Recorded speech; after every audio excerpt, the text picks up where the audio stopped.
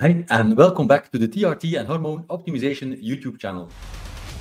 First of all, I want to thank each and every one of the 80,000 subscribers to this channel for staying with us, for subscribing, for watching, liking, and commenting under the videos. Recently, I had a poll on the TRT and Hormone Optimization Facebook group.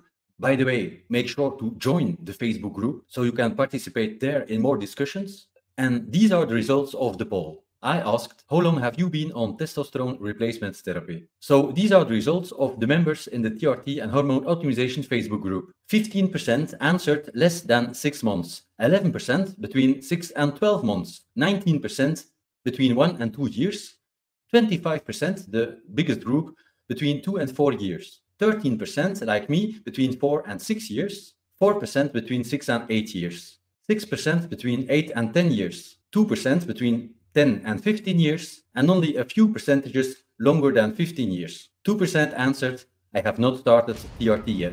So thank you for participating in the poll. If you didn't participate there, leave a comment under this video on YouTube, letting us know how long you have been on TRT. See you in the next one.